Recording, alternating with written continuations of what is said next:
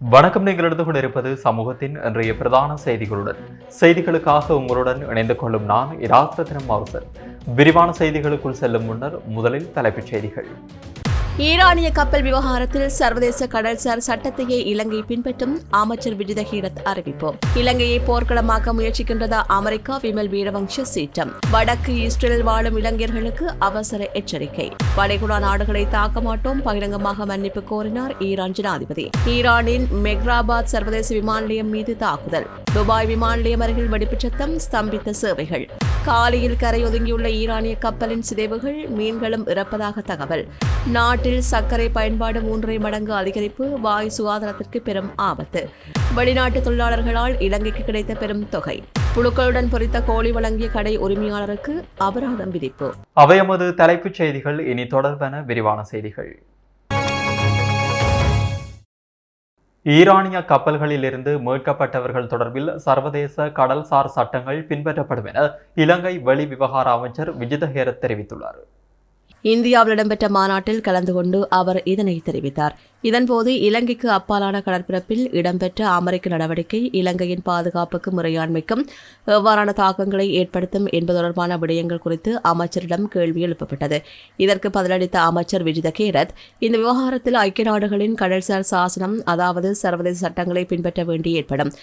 இதில் இந்து சமுத்திர விளிம்பு நாடுகளது சங்கங்களின் நீல பொருளாதார சட்டகம் மற்றும் காலநிலை மாற்றம் தொடர்பான மூலோபாய செயற்பாடுகள் ஆகிய 2 விடயங்கள் தொடர்பில் கருத்தில் கொள்ள வேண்டும். இலங்கை இந்த விடயங்கள் தொடர்பாக ஐக்கிய நாடுகள் மாநாட்டில் 2025 ஆண்டில் இணக்கப்பாடுகளை எட்டியுள்ளது.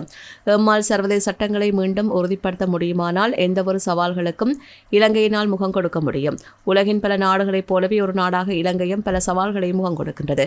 எனவே நாம் சர்வதேச சட்டங்களை பலப்படுத்த வேண்டும் என்பதுடன் அந்த சட்டங்களை நடைமுறைப்படுத்துவது மிகவும் அவசியமானதாகும் என்றும் அமைச்சர் தெரிவித்தார். இதனிடையே ஈரானிய கப்பலிலிருந்து மீட்கப்பட்டவர்கள் மீள ஒப்படைக்கப்படுவார்களா என்று அமைச்சர் விஜித ஹேரத்திடம் கேள்வி எழுப்பப்பட்டது. இதற்கு பதிலளித்த அவர், நாம் இந்த போர் இடம்பெறும் சந்தர்ப்பங்களில் எந்தவொரு தரப்புக்கும் ஆதரவாக செயற்படவில்லை. நாம் மனிதாபிமான அடிப்படையில் செயற்படுகின்றோம், சர்வதேச சட்டங்களை மதிக்கின்றோம். எனவே அடுத்த கட்ட நடவடிக்கைகளை அதன்படியிலேயே இலங்கை எடுக்கும் என்று குறிப்பிட்டார். சூப்பர் ஸ்டோரின் கல்யாணி அன்னபூரணி பிராண்டில் அன்றாட வாழ்க்கையின் அனைத்து பொருட்களையும் ஒரே இடத்தில் பெற்றுக்கொள்ள ஈரான் கப்பலை தடுப்பதன் மூலம் இலங்கையை ஒரு நேரடி மோதல் களமாக மாற்ற அமெரிக்கா திட்டமிடுகிறதா என்ற அச்சம் வலுவடைந்துள்ளதாக தேசிய சுதந்திர முன்னணியின் தலைவர் விமல் வீரவன்ச தெரிவித்துள்ளார். கொழும்பில் இன்று இடம்பெற்ற ஊடகவியலாளர் சந்திப்பின் போது அவர் இதனை தெரிவித்தார். இந்தியாவின் உத்தியோர்வ அழைப்பின் பேரில் ஈரான் கடற்படையைச் சேர்ந்த அதிகாரிகள் உள்ளிட்ட குழுவினர் மிலான் 2026 பயிற்சியில் பங்கேற்க வருகை தந்திருந்தனர். திட்டமிட்டபடி அமெரிக்க கடற்படையும் இதில் பங்கேற்கவிருந்த நிலையில் கடைசி நேரத்தில் அவர்கள் பின்வாங்கியுள்ளார்கள். அதே காலகட்டத்தில் இந்திய பிரதமர் மோடி இஸ்ரேலுக்கு விஜயம் மேற்கொண்டிருந்தமையும் கவனிக்கத்தக்க விடயமாக மாறியுள்ளது. ஈரான் போர்க்கப்பல்கள் மீது தாக்குதல் நடத்தும் நோக்கம் இருந்ததாலேயே அமெரிக்கா இந்த பயிற்சியிலிருந்து விலகி இருக்கலாம் என்ற சந்தேகம் எழுந்துள்ளது. தமது நாட்டிற்கு அழைக்கப்பட்ட ஈரான் குழுவினர் மீது நீர்மூழ்கி கப்பல் மூலம் தாக்குதல் நடத்த திட்டமிடப்பட்டிருந்தது குறித்து இந்திய உளவுத்துறையான ரோவிற்கு தெரியாமல் இருக்க வாய்ப்பில்லை. உயிர்த்த ஞாயிறு தாக்குதல் போன்ற சம்பவங்களை முன்கூட்டியே கணிக்கும் திறன் கொண்ட இந்தியா இந்த ஆபத்தை அறிந்திருந்தும் ஈரான் கப்பலை வெளியேற அனுமதித்தது இந்தியாவின் நம்பகத்தன்மை குறித்த கேள்விகளை எழுப்பியுள்ளது. ஈரானின் 2வது கப்பல் கொழும்பு துறைமுகத்திற்கு வருவதற்கு அனுமதி கோரிய போது அமெரிக்க தூதரக அதிகாரிகள் கடும் எதிர்ப்பு தெரிவித்தனர். இந்த கப்பலை அனுமதித்தால் வான்வழியாக தாக்குதல் நடத்த நேரிடும் என்று அவர்கள் அச்சுறுத்தியதாக தகவல்கள் தெரிவிக்கின்றன. இதனைத் தொடர்ந்து பாதுகாப்பு செயலாளர் துயஹொந்தா இந்த கப்பல் விவகாரத்தில் இலங்கை பொறுப்பேற்க முடியாது என்று ஈரான் தூதருக்கு கடிதம் மூலம் அறிவித்துள்ளார். இருப்பினும் இலங்கையில் உள்ள முஸ்லிம் அரசியல்வாதிகள் மற்றும் பிரதி சபாநாயகர் உள்ளிட்டோர் ஜனாதிபதியை சந்தித்து அழுத்தங்களை கொடுத்துள்ளார்கள். நீண்ட கலந்துரையாடல்களின் பின்னர் எட்டப்பட்ட உடன்பாட்டின்படி கப்பலை திருகோணமலைக்கு கொண்டு செல்ல தீர்மானிக்கப்பட்டது. கப்பலில் உள்ள நபர்களை மட்டும் கொழும்பு துறைமுகத்திற்கு அழைத்து வர முடிவெடுத்துள்ளார்கள். மத்திய கிழக்கில் தனது ராணுவ பலத்தை இழந்து வருகின்ற அமெரிக்கா இஸ்ரேலை தவிர்த்து வேறு பாதுகாப்பான தளங்களை தேடி வருகின்றது. இந்திய பெருங்கடல் பிராந்தியத்தில் புவிசார் ரீதியாக முக்கியத்துவம் வாய்ந்த இலங்கையை ஒரு ராணுவ மையமாக மாற்ற அமெரிக்கா முயற்சிப்பதாக சந்தேகங்கள் எழுந்துள்ளது. முன்னாள் அமெரிக்க ராஜாங்க செயலாளர் ஜோன் கோரி குறிப்பிட்டது போல ஆப்பிரிக்கா மற்றும் ஆஸ்திரேலியாவிற்கு இடைப்பட்ட மையப்புள்ளியாக இலங்கை இருப்பது இதற்கு காரணமாகும். ஈரான் கப்பலை தடுப்பதன் மூலம் இலங்கையை ஒரு நேரடி மோதல் களமாக மாற்ற அமெரிக்கா திட்டமிடுகின்றதா என்ற சந்தேகம் தற்போது பலவடைந்துள்ளது என்று அவர் மேலும் தெரிவித்தார். இஸ்ரேலின் வடக்கு பிராந்தியத்தில் பணிபுரியும் இலங்கையர்கள் தமது பாதுகாப்பு குறித்து மிகுந்த அவதானத்துடன் இருக்குமாறு இஸ்ரேலுக்கான இலங்கை தூதரகம் கோரிக்கை விடுத்துள்ளது. இஸ்ரேலின் வடக்கு பிராந்தியத்தை இலக்கு வைத்து ஹிஸ்புல்லா அமைப்பினால் நடத்தப்படும் ஏவுகணை தாக்குதல்களின் எண்ணிக்கை அதிகரித்து வருவதாக அவதானிக்கப்பட்டுள்ளதாக இஸ்ரேலுக்கான இலங்கை தூதுவர் நிமல் பண்டார தெரிவித்துள்ளார். ஹைபா, நஹாரியா, ஏகர், ஹலிலி, அஃப்லா, ஹர்மேல் மலைத்தொடர், நாஷ்ரேத், திபேரியா உள்ளிட்ட வடக்கு பிராந்தியத்தில் வசிக்கின்ற மக்கள் லெபனான் திசையிலிருந்து வரக்கூடிய தாக்குதல் மற்றும் நாட்டின் உட்பகுதியில் சில குழுக்களால் முன்னெடுக்கப்படக்கூடிய ஆத்திரமூட்டும் சம்பவங்கள் குறித்து அவதானம் செலுத்த வேண்டும் என்று நிமல் பண்டாரா குறிப்பிட்டார். எவ்வாறாயினும் தற்போது ஈரானிலிருந்து முன்னெடுக்கப்படுகிற தாக்குதல்களில் குறைவு காணப்படுவதாக அவர் மேலும் தெரிவித்தார். வடக்கு இஸ்ரேல் பிராந்தியத்தில் 9,000க்கும் மேற்பட்ட இளைஞர்கள் பணிபுரிந்து வருவதால் அந்த நாட்டு பாதுகாப்பு படைகள், அரச ஊடகங்கள், PIBA நிறுவனம் மற்றும் தூதரகம் வழங்கும் அறிவுறுத்தல்களை தொடர்ந்து பின்பற்றுமாறு கேட்டுக் கொள்ளப்படுகின்றார்கள். ஏதேனும் தாக்குதல்களின் போது இஸ்ரேலிய ஆம்புலன்ஸ் சேவைகள் இலவசமாக பெற்றுக்கொள்ள முடியும் என்பதுடன் நீங்கள் இருக்கின்ற இடத்தை குறிப்பிட்டு 101 என்ற இலக்கத்திற்கு அழைப்பதன் மூலம் அந்த சேவையை பெற்றுக்கொள்ளலாம். தேவையான மேலதிக அறிவுறுத்தல்களுக்கு தூதரகத்தின் வாட்ஸ்அப் இலக்கமான 0097559300573 ஊடாக வாரத்தின் 7 நாட்களும் தொடர்பு கொள்ள முடியும் என்று இலங்கை தூதரகம் அறிவித்துள்ளது. நிபந்தனையற்ற சரணடைவுக்கான அமெரிக்காவின் கோரிக்கை அவர்கள் தங்களது கல்லறைக்கே கொண்டு செல்ல வேண்டிய ஒரு கனவு என்று ஈரான் ஜனாதிபதி தெரிவித்துள்ளார். ஈரானிய அரசு தொலைக்காட்சியில் ஒளிபரப்பப்பட்ட முன்கூட்டிய பதிவு செய்யப்பட்ட உரையில் ஜனாதிபதி மசூத் பெசஸ்கியன் இந்த அறிக்கையை வெளியிட்டுள்ளார். அதேவேளை பிராந்திய நாடுகள் மீது ஈரான் நடத்திய தாக்குதல்களுக்காக அவர் மன்னிப்பு கோரியதுடன் தெஹ்ரான் அந்த தாக்குதல்களை நிறுத்தும் என்று உறுதியளித்தார். இந்த தாக்குதல் படைகளுக்கு இடையிலான தொடர்பாடல் குறைபாடுகளால் ஏற்பட்டிருக்கலாம் என்றும் அவர் சுட்டிக்காட்டினார். இஸ்ரேல் மற்றும் அமெரிக்கா ஆகியன ஈரானை இலக்கு வைத்து வான்வழி தாக்குதல்களை தொடர்ந்து முன்னெடுத்து வரும் நிலையில் இன்று காலை வளைகுடா அரபு நாடுகள் மீது ஈரான் தீவிர தாக்குதல்களை நடத்திய போதே இந்த கருத்துக்கள் வெளியாகியுள்ளன. பஹ்ரைன், சவுதி அரேபியா மற்றும் ஐக்கிய அரபு ராச்சியம் ஆகிய நாடுகளின் மீதும் இன்று காலை மீண்டும் தாக்குதல்கள் நடத்தப்பட்டன. ஈரானின் மிகவும் பரபரப்பான விமான நிலையமாக கருதப்படும் மெக்ராபாத் சர்வதேச விமான நிலையத்தில் அந்நாட்டு நேரப்படி இன்று அதிகாலை பாரிய வெடிப்பு சம்பவம் ஒன்று இடம்பெற்றுள்ளது. ஈரானின் மிக முக்கியமான உள்நாட்டு விமான நிலையமாக கருதப்படுகின்ற இந்த மெக்ராபாத் விமான நிலையம் மீது தாக்குதல் நடத்தப்பட்ட போது அங்கு பல விமானங்கள் நின்றதாக தெரிவிக்கப்படுகின்றது. இந்த தாக்குதலை அடுத்து அந்த பகுதியிலிருந்து பெரும் புகைமூட்டம் கிளம்பியுள்ளதுடன் அது தொடர்பான பல வீடியோ காட்சிகளும் தற்போது வெளியாகியுள்ளன. விமான நிலையத்தின் பல இடங்கள் எதிரிகளின் இலக்காகியுள்ளதை ஈரானிய அரசு ஊடகங்கள் உறுதிப்படுத்தியுள்ளன. இதற்கு முன்னர் கடந்த 4ஆம் தேதியும் இஸ்ரேல் இந்த விமான நிலையத்தை இலக்கு வைத்து தாக்குதல் நடத்தியிருந்தது. அதன்போது ஹெலிகாப்டர் உற்பத்தி பிரிவு உட்பட இஸ்ரேலுக்கு அச்சுறுத்தலாக இருந்த பல உட்கட்டமைப்புகள் அளிக்கப்பட்டிருந்தன. எவ்வாறாயினும் இன்றைய புதிய தாக்குதல் விமான நிலையத்தின் எந்த பகுதிகள் இலக்கு வைக்கப்பட்டுள்ளன என்பது குறித்து மேலதிக தகவல்கள் இதுவரையில் வெளியாகவில்லை. ஈரான் வளைகுடா பிராந்தியத்தில் தாக்குதல்களை தீவிரப்படுத்தியுள்ள நிலையில் இன்று துபாய் விமான நிலையம் அருகில் வெடிப்பு சத்தம் கேட்டதாகவும் அதைத் தொடர்ந்து வான்பரப்பில் புகைமூட்டம் காணப்பட்டதாகவும் வெளிநாட்டு ஊடகங்கள் செய்தி வெளியிட்டுள்ளன. விமானங்களை கண்காணிக்கும் இணையதள தரவுகளின்படி துபாய் விமான நிலையத்திற்கு மேலாக விமானங்கள் தரையிறங்க முடியாமல் வட்டமடித்துக் கொண்டிருந்ததாக தெரிவிக்கப்படுகிறது. ஐக்கிய அரபு ராச்சியத்தின் இலக்குகள் மீது தினசரி ட்ரோன் தாக்குதல்கள் நடத்தப்பட்டு வருவதால் சர்வதேச போக்குவரத்தில் உலகின் பரபரப்பான விமான நிலையமான துபாயின் பிரதான விமான நிலையத்திலிருந்து திங்கட்கிழமை முதல் மட்டுப்படுத்தப்பட்ட அளவில் விமானங்கள் மீண்டும் இயங்க தொடங்கின. இதுகுறித்து துபாய் ஊடகப் பிரிவு எக்ஸ் தளத்தில் வெளியிட்டுள்ள பதிவில் வான் பாதுகாப்பு கட்டமைப்பினால் இடைமறித்து அளிக்கப்பட்ட சிதைவுகள் வீழ்ந்ததன் காரணமாக ஏற்பட்ட ஒரு சிறிய சம்பவம் என்று விவரித்துள்ளதுடன் அதே பதிவில் விமான நிலையம் குறித்து பரவி வருகின்ற ஏனைய செய்திகளையும் மறுத்துள்ளது. அந்த சம்பவம் விரைவாக கட்டுப்படுத்தப்பட்டது என்று துபாய் விமான நிலைய அதிகாரிகள் அப்போது தெரிவித்திருந்தனர். இருப்பினும் மேலதிக விவரங்கள் எதனையும் அவர்கள் வெளியிடவில்லை. ஈரானிய தாக்குதல்கள் அபுதாபி விமான நிலையம், பாம், ஜுமேரா மற்றும் புகழ்பெற்ற ஃபுர்ஜ் அல் அரப் ஆடம்பர ஹோட்டல் ஆகிய இடங்களையும் தாக்கியுள்ளன. அத்துடன் செவ்வாய்க்கிழமை துபாயில் உள்ள அமெரிக்க தூதரகத்தில் ட்ரோன் சிதைவுகள் விழுந்ததில் தீ விபத்து ஏற்பட்டமையும் குறிப்பிடத்தக்கது. கட்டார் தனது வான்பரப்பை மட்டுப்படுத்தப்பட்ட எண்ணிக்கையிலான விமான பயணங்களுக்காக பகுதி அளவில் திறக்க நடவடிக்கை எடுத்துள்ளது. அதன்படி போர் ஆரம்பமாகி ஒரு வாரத்தின் பின்னர் முதல் தடவையாக மட்டுப்படுத்தப்பட்ட விமான சேவைகள் மீண்டும் ஆரம்பிக்கப்படுவதாக அந்த நாட்டு அதிகாரிகள் தெரிவித்துள்ளனர். எனினும் அத்தியாவசிய பொருட்கள் போக்குவரத்துக்காக மட்டுமே இவ்வாறு வான்பரப்பு திறக்கப்படுவதாகவும் அந்த நாட்டு சிவில் விமான போக்குவரத்து அதிகார சபை குறிப்பிட்டுள்ளது. இதேவேளை கட்டாரின் பிரதான சர்வதேச விமான நிலையமான ஹமாட் விமான நிலைய நிர்வாகம் வெளியிட்டுள்ள அறிவிப்பில் வரும் நாட்களில் பாதுகாப்பு நிலைமைகளை கருத்தில் கொண்டு ஏனைய விமான சேவைகள் குறித்து தீர்மானம் எடுக்கப்படும் என்று தெரிவிக்கப்பட்டுள்ளது. இந்த வாரத்திற்குள் ஈரான் தரப்பிலிருந்து கட்டார் விமான நிலையத்தை இலக்கு வைத்து ட்ரோன் தாக்குதல் ஒன்று நடத்தப்பட்ட போதிலும் அதனை முறியடிக்க கட்டாருக்கு முடிந்தமையும் குறிப்பிடத்தக்கது. காலி கடற்கரையில் அமெரிக்காவால் தாக்கப்பட்டதாக சந்தேகிக்கப்படும் ஈரானிய கப்பலின் பல சிதைவுகள் இன்று ஹிக்கடுவ முதல் சீனிகம வரையிலான கடற்கரையில் கரையொதுங்கியுள்ளன. கடற்கரை முழுவதும் டீசல் கரைகள் காணப்படுவதாகவும் மீன்களும் இறந்துள்ளதாகவும் அப்பகுதியினர் தெரிவித்துள்ளனர். இதன் காரணமாக சுற்றுலா பயணிகள் இந்த கடற்கரைக்கு வருவதில்லை என்றும் அவர்கள் தெரிவித்துள்ளனர். உரிய அதிகாரிகள் இந்த விடயத்தை விரைவில் ஆராய்ந்து ஒரு தீர்வை வழங்குமாறு அப்பகுதியினர் கேட்டுக்கொள்கிறார்கள். உலக சுகாதார அமைப்பு பரிந்துரைக்கும் அளவை காட்டிலும் நாட்டில் சர்க்கரை பயன்பாடு 3.5 மடங்கு அதிகரித்துள்ளதாக பல் அறுவை சிகிச்சை நிபுணர் டாக்டர் சந்தன கஜநாயக்க தெரிவித்துள்ளார். இது வாய் சுகாதாரத்திற்கு பெரும் அபாயங்களை ஏற்படுத்தக்கூடும் என்றும் அவர் எச்சரித்துள்ளார். ஒரு நபர் ஆண்டுக்கு சராசரியாக சுமார் 34 கிலோகிராம் சர்க்கரையை உட்கொள்கிறார். ஆனால் உலக சுகாதார அமைப்பு பரிந்துரைப்படி ஒரு ஆரோக்கியமான நபர் ஆண்டுக்கு சுமார் 10 கிலோகிராம் சர்க்கரை மட்டுமே உட்கொள்ள வேண்டும் என்று டாக்டர் சந்தன கஜநாயக்க தெரிவித்துள்ளார். அதிகமான சர்க்கரை உட்கொள்ளுதல் பற்கள் மற்றும் ஏறுகளுடன் தொடர்புடைய நோய்களுக்கு முக்கிய காரணமாக இருப்பதாகவும் அவர் எச்சரித்துள்ளார். வயது வந்தவர்களில் ஏறு நோய்களின் வீதம் சுமார் 50% இருப்பதாகவும், அதாவது 2 பெரியவர்களில் ஒருவர் ஏறு நோயால் பாதிக்கப்பட்டுள்ளதாகவும் அவர் குறிப்பிட்டார். 5வது தேசிய வாய் சுகாதார ஆய்வு தொடர்பான செய்தியாளர் சந்திப்பில் உரையாற்றிய டாக்டர் கஜநாயக்க இந்த கருத்துக்களை வெளியிட்டார். இந்த ஆய்வு மார்ச் மாதம் 10ஆம் தேதி தொடங்கி நவம்பர் மாதம் வரை நடைபெற உள்ளது. முன்னைய தேசிய வாய் சுகாதார ஆய்வு 2015 முதல் 2016 காலப்பகுதியில் நடத்தப்பட்டது. நாடுகள் தங்களின் வாய் சுகாதார நிலையை மதிப்பீடு செய்ய ஒவ்வொரு 10 ஆண்டுகளுக்கும் ஒரு முறை இத்தகைய ஆய்வுகளை நடத்த வேண்டும் என்று உலக சுகாதார அமைப்பு பரிந்துரைத்துள்ளது. முந்தைய ஆய்வின்படி 12 வயதுடைய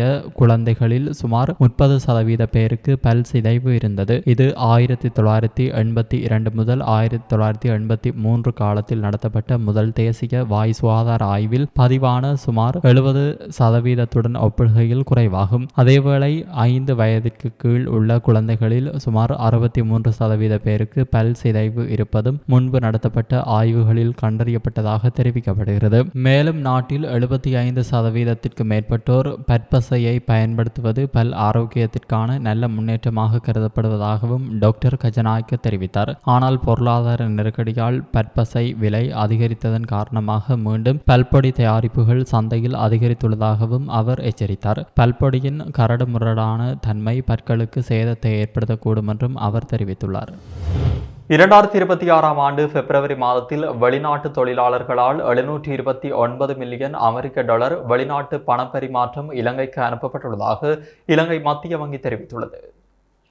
மத்திய வங்கியினால் வெளியிடப்பட்டுள்ள புதிய அறிக்கையிலேயே இந்த விடயம் குறிப்பிடப்பட்டுள்ளது. 2025ஆம் ஆண்டு பிப்ரவரி மாதத்தில் நாட்டிற்கு கிடைத்த வெளிநாட்டு பண பரிமாற்றத்தின் அளவு 548.1 மில்லியன் அமெரிக்க டாலர்களாக பதிவாகியிருந்தது. அதன்படி 2026ஆம் ஆண்டு பிப்ரவரி மாதத்தின் வெளிநாட்டு பண பரிமாற்றமானது கடந்த ஆண்டின் இதே காலப்பகுதியுடன் ஒப்பிடுகையில் 180.9 மில்லியன் அமெரிக்க டாலர்களாக அதிகரித்துள்ளதாக குறிப்பிடப்பட்டுள்ளது. எவ்வாறாயினும் 2026 ஜனவரி மாதத்தில் 751.1 மில்லியன் டாலர் வெளிநாட்டு பணப்பரிமாற்றம் நாட்டிற்கு கிடைத்திருந்ததுடன் பிப்ரவரி மாதத்தில் அதில் சிறிய அளவிலான வீழ்ச்சி காணப்படுகிறது. இதேவேளை 2026ஆம் ஆண்டின் ஜனவரி முதல் பிப்ரவரி வரையான காலப்பகுதியில் வெளிநாட்டு வேலை வாய்ப்புகளில் ஈடுபட்டுள்ளவர்களால் நாட்டிற்கு அனுப்பப்பட்டுள்ள மொத்த பணப்பரிமாற்றத்தின் அளவு 1.48 பில்லியன் அமெரிக்க டாலர்கள் என மத்திய வங்கி தெரிவித்துள்ளது. இது கடந்த ஆண்டின் இதே காலப்பகுதியுடன் ஒப்பிடுகையில் 32% அதிகரிப்பு எனவும் அந்த அறிக்கையில் மேலும் தெரிவிக்கப்பட்டுள்ளது.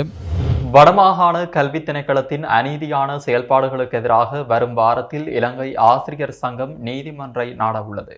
இலங்கை ஆசிரியர் சங்கம் என்ற வகையில் ஆசிரியர்களின் உரிமைகளை நிலைநாட்ட இறுதி வரை போராடுவோம் என்று இலங்கை ஆசிரியர் சங்கத்தின் உப தலைவர் தீபன் திலீசன் தெரிவித்துள்ளார். இன்று யாழ்ப்பாணத்தில் நடைபெற்ற ஊடக சந்திப்பின் போதே அவர் இவ்வாறு தெரிவித்தார். சேவையின் தேவை இடமாற்றம் என்ற பெயரில் தொழிற்சங்கங்களின் பங்களிப்பின்றி வடமாகாண கல்வி திணைக்களத்தால் முன்னெடுக்கப்படும் சட்டவிரோத இடமாற்ற செயல்பாடுகளுக்கு துணை போகும் வகையில் வடமாகாண ஆளுநர் செயல்படுகிறார். இலங்கை ஆசிரியர் சங்கம் வடமாகாண ஆணைக்குழுவுக்கும் சட்ட ஏற்பாடு குறித்து முறையிட்டிருந்ததுடன் சட்ட முரண் குறித்த விடயங்களுக்கு பதிலளிக்காமல் மழுப்பலான செயல்பாட்டை முன்னெடுத்துள்ளது என்பது வடமாகாண ஆணைக்குழுவும் சுயாதீனமாக இயங்கவில்லை என்பதையே வெளிப்படுத்துகிறது. இன்றைய ஆளுநர் முன்னாள் அரசு அதிபராக இருந்தபோது தனக்கு வழங்கப்பட்ட இடமாற்றம் அநீதியானது என்று கூறியே வடமாகாண மக்களின் அனுதாபத்தை பெற்று கடைசியில் அந்த அனுதாபத்தின் விளைவாகவே வடமாகாண ஆளுநராகவும் செயல்படுகிறார். ஆனால் தற்போது பல 100 ஆசிரியர்கள் வடமாகாண கல்வி திணைக்களத்தின் ஜனநாயக விரோத மற்றும் சட்டவிரோத செயல்பாடுகளால் பாதிக்கப்படுவதற்கு பிரதான நபராக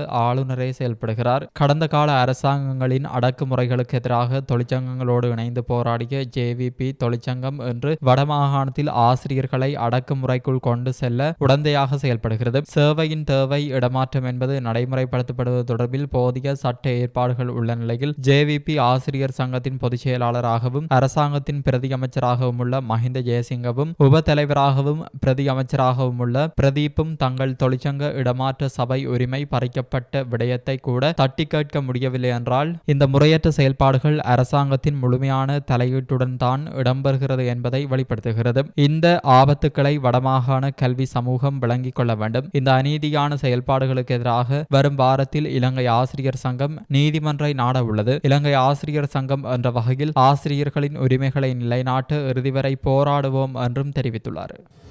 பல்வேறு நபர்கள் ஆயுர்வேத மருத்துவ சபை என்ற பெயரை பிரதிபலிக்கும் வகையில் தமது நிறுவன பெயர்களை பயன்படுத்தி வருவதாக அந்த சபை தெரிவித்துள்ளது.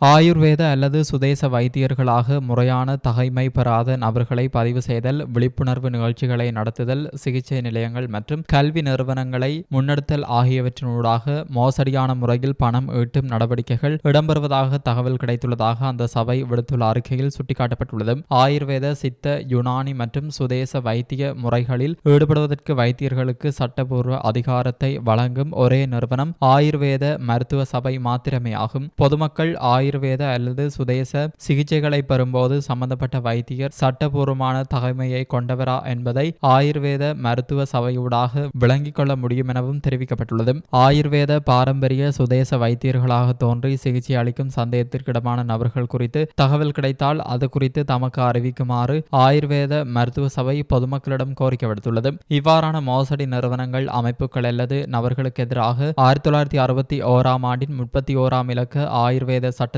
கீழ் சட்ட நடவடிக்கை எடுக்கப்படும். இது தொடர்பான மேலதிக விவரங்களுக்கு 011284496666 என்ற தொலைபேசி இலக்கத்தை தொடர்பு கொள்ள முடியும் என அந்த சபை குறிப்பிட்டுள்ளது. யாழ்ப்பாணத்தை சேர்ந்த ஒருவரை இலக்காக கொண்டு சமூக வலைதளத்தின் மூலம் கேஸ் குக்கர் விற்பனை செய்வதாக கூறி தம்பதி ஒருவர் மோசடி செய்துள்ளதாக போலீசில் முறைப்பாடு பதிவு செய்யப்பட்டுள்ளது. சம்பவம் தொடர்பில் மேலும் தெரிய வருவதாவது, நவீன ரக கேஸ் குக்கர் விற்பனைக்கு உள்ளதாக முகநூலில் வெளியிடப்பட்ட விளம்பரத்தை நம்பி யாழ்ப்பாணத்தை சேர்ந்த நபர் ஒருவர் அந்த விளம்பரத்தில் கொடுக்கப்பட்டிருந்த நபர்களுடன் தொடர்பு கொண்டுள்ளார். அதன்போது கேஸ் குக்கரை பெறுவதற்காக பணத்தை தங்களது வங்கிக் கணக்கில் வைப்பிலிடுமாறும் மேலதிக தகவல்களுக்கு வழங்கப்பட்டிருந்த வாட்ஸ்அப் இலக்கத்துடன் தொடர்பு கொள்ளுமாறு அவர்கள் தெரிவித்துள்ளனர். அதனைத் தொடர்ந்து கேஸ் குக்கரின் விலை என கூறப்பட்ட 32,000 ரூபாயை பாதிக்கப்பட்ட நபர் அவர்கள் வழங்கிய வங்கி கணக்கு இலக்கத்திற்கு வைப்பிட்டு அதற்கான தகவலை வாட்ஸ்அப் மூலம் அவர்களுக்கு அறிவித்துள்ளார். பின்னர் கேஸ் குக்கரை அனுப்பி வைப்பதாக கூறிய அந்த நபர்கள் 2 முதல் 3 நாட்கள் வரை பல்வேறு காரணங்களை கூறி அவரை ஏமாற்றியுள்ளனர். அதன் பின்னர் பொருளை அனுப்பி வைத்து விட்டதாகவும் தெரிவித்துள்ளனர். ஆனால் கேஸ் குக்கர் அனுப்பி வைக்கப்பட்டதற்கான ஆதாரத்தை கேட்டபோது அவர்கள் பயன்படுத்தியிருந்த வாட்ஸ்அப் இலக்கத்தை உடனடியாக அழித்து விட்டதாக தெரிவிக்கப்படுகிறது. இதனைத் தொடர்ந்து சந்தேகம் ஏற்பட்டதால் பாதிக்கப்பட்ட நபர் அந்த முகநூல் கணக்கில் பயன்படுத்தப்பட்டிருந்த முகப்பு புகைப்படத்தை ஆராய்ந்துள்ளார். அதன்போது அந்த புகைப்படம் ஒரு புகைப்படக்காரர் தனது முகநூல் பக்கத்தில் பதிவேற்றியிருந்த தம்பதியினரின் படம் என்பதும் மோசடிக்காரர்கள் அதனை பயன்படுத்தியிருந்ததும் தெரிய வந்துள்ளது. இதன் பின்னரே தாம் மோசடிக்குள்ளானது உறுதி செய்யப்பட்டதை தொடர்ந்து சம்பவம் தொடர்பில் அவர் போலீஸ் நிலையத்தில் முறைப்பாடு செய்துள்ளார். இந்த சம்பவம் தொடர்பில் போலீசார் மேலதிக விசாரணைகளை மேற்கொண்டு வருகின்றனர். சுகாதார சீர்கேட்டுடன் உணவு வழங்கிய கடை உரிமையாளருக்கு 15,000 ரூபாய் அபராதம் விதிக்கப்பட்டு சம்மாந்துறை நீதவான் நீதிமன்றம் உத்தரவிட்டுள்ளது. குறித்த வழக்கு நேற்று சம்மாந்துறை நீதவான் நீதிமன்றத்தில் விசாரணைக்காக எடுத்துக்கொள்ளப்பட்ட வேளை கடை உரிமையாளரை கடந்த 13 மாதங்களுக்கு மேலாக நீடித்த சட்ட போராட்டத்திற்கு பின் குற்றவாளியாக இனங்கண்ட சம்மாந்துறை நீதவான் நீதிமன்றம் அவரது பொருளாதார நிலையை கருத்தில் கொண்டு 15,000 ரூபாய் அபராதம் விதித்து வழக்கினை முடிவுக்கு கொண்டு வந்துள்ளது. கடந்த 2025 பிப்ரவரி 2 சம்மாந்துறை சுகாதார வைத்திய அதிகாரி பணிமனைக்குட்பட்ட கல்லரிச்சல் பொது சுகாதார பரிசோதகர் பிரிவுக்குட்பட்ட சங்க ஒன்று கூடலில் வழங்கப்பட்ட இரவு விருந்தில் பொறித்த குறித்த கோழியில் புழுக்கள் இருந்தமை கண்டறியப்பட்டிருந்தது. அத்துடன் சம்பவ தினமன்று கடை உரிமையாளருடன் சங்க ஒன்று கூடலில் ஈடுபட்டவர்கள் தர்க்கம் செய்த நிலையில் பொது சுகாதார பரிசோதகர் குழுவினருக்கு தகவல் வழங்கியிருந்தனர். இதற்கமைய சட்ட நடவடிக்கையை தொடர்ந்த சுகாதார தரப்பினர் கடந்த 13 மாதங்களுக்கு மேலாக நீடித்த சட்ட போராட்டத்தின் பின் குறித்த உணவு வழங்கிய நபருக்கு அபராதம் விதிக்கப்பட்டுள்ளது. சம்பவத்தின் பின் கடையை மூடிவிட்டு தலைமறைவான வெளியூர் கடை உரிமையாளர் சம்மாந்துறை நீதவான் நீதிமன்றத்தில் தொடரப்பட்ட வழக்கு விசாரணைகளுக்கு 3 முறை ஆஜராகாமல் தவிர்த்து வந்த நிலையில் இறுதியில் நீதிமன்ற பிடிவாரந்து மூலம் அவர் ஆஜர்படுத்தப்பட்டிருந்தார். அத்துடன் தான் நிரபராதி என வாதாட முற்பட்ட போதிலும் பொது சுகாதார பரிசோதகர் குழுவினரின் வலுவான சாட்சியங்கள் மற்றும் அனுபவ ரீதியிலான சட்ட வாதங்களின் அடிப்படையில் அவரால் உண்மையை மறைக்க முடியாமல் அவர் தனது குற்றத்தை ஒப்புக்கொண்டார்.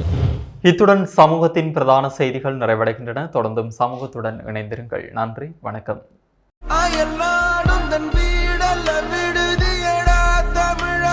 தாய் மண்ணிலும் ஒரு சொந்த இல்லம். அக்கனவு நனவாக இலங்கையில் மனை விற்பனை மற்றும் நிர்மாணத்துறையில் முதன்மை நிறுவனமான ப்ளூ ஓஷனை நாடுங்கள். எமது RIP பேச்சுக்கு கிடைத்த மரண அறிவித்தல்கள். மட்டக்களப்பு வந்தாரமூலையை பிறப்பிடமாகவும் வதிவிடமாகவும் கொண்டிருந்த கந்தப்பன் சீதேவி பிள்ளை அவர்கள் 6/3/2026 வெள்ளிக்கிழமை அன்று காலமானார். மட்டக்களப்பு அம்புலாந்துறையை பிறப்பிடமாகவும் திருப்பழுகாமத்தை வதிவிடமாகவும் கொண்டிருந்த திரு வேல்முருகு கிருபைரத்தினம் அவர்கள் 5/3/2026 வியாழக்கிழமை அன்று காலமானார். யாழ்ப்பாணம் காரிநகர் கருங்காலியை பிறப்பிடமாகவும் பொன்னாமலை களபூமியை வதிவிடமாகவும் கொண்டிருந்த திரு பரமசாமி பரமானந்த சிவம் அவர்கள் 6/3/2026 வெள்ளிக்கிழமை அன்று காலமானார். வவுனியா நெழுக்குளத்தை பிறப்பிடமாகவும் பாவற்குளம் படிவம் 1 வேப்பங்குளம் ஆகிய இடங்களை வாழ்விடங்களாகவும் கொண்டிருந்த திருமதி மகேந்திரன் பவளசோதி அவர்கள் 6/3/2026 வெள்ளிக்கிழமை அன்று காலமானார். மேலே அறிவிக்கப்பட்ட அனைத்து மரண அறிவித்தல் இறுதிக்கிரியை பற்றிய தகவல்களை அறிந்து கொள்ள ரிப் பேஜை பார்வையிடுங்கள். இதற்கான லிங்க் கீழிருக்கும் டிஸ்கிரிப்ஷனில் பார்வையிடலாம். இது போன்ற செய்திகளை தெரிந்து கொள்ள சமூகம் நியூஸ் சேனலை சப்ஸ்கிரைப் செய்து அருகில் உள்ள பெல் பட்டனை கிளிக் செய்யுங்கள். மேலும் இது போன்ற செய்திகளை உடனுக்குடன் தெரிந்து கொள்ள சமூகமீடியா.com என்ற இணையதளத்தின் வாயிலாகவும் எங்களுடன் இணைந்திருங்கள்.